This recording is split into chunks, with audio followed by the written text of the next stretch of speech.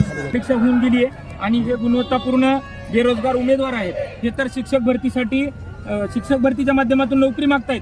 पण दुर्दैवाची गोष्ट म्हणजे यांच्यावर डिपेंड असलेले लाखो विद्यार्थी शिक्षकाच्या प्रतीक्षेत आहेत. राज्य सरकार विद्यार्थ्याअभावी शाळा बंद करते, पण राज्य सरकारला मला या माध्यमातून नमूद करावं असं आणि त्यांचं जाणीवपूर्वक लक्ष वेधण्यासाठी मी बोलतोय. या देशामध्ये 35 कोटी विद्यार्थी आहेत, तर विद्यार्थी नाहीत असा गोड गैरसमज जे महाराष्ट्र शासन करतंय ती चुकीची बाब आहे. यांना फक्त सेल्फ फायनान्सच्या शाळा चालू करून शिक्षण सम्राट मोठे करायचे आणि सर्वसामान्यांच्या हक्काचं शिक्षण बंद करायचे. आणि दुसरी एक शेवटची बाब तुमच्या माध्यमातून नमूद करू इच्छितो.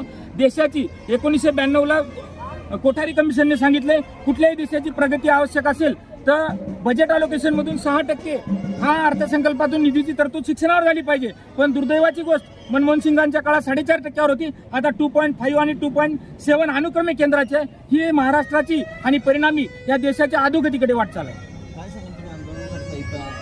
आम्ही मागच्या वर्षी 2025 मे मध्ये परीक्षा दिलेली आहे आणि आज तागायत आमच्या भरतीचा साधा रोडमॅप सुद्धा आलेला नाहीये.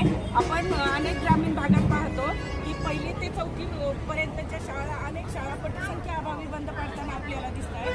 त्या विद्यार्थ्यांना शिक्षक नाहीये म्हणून ते आंदोलन करतायत आणि आम्ही आमच्या सगळ्या पात्रता सिद्ध करून सुद्धा आज आम्हाला रस्त्यावर येण्याची वेळ आहे. परिणामी तुम्ही एका बाजूला सांगताय TET CTET पात्रताधारक शिक्षक आम्हाला पाहिजे.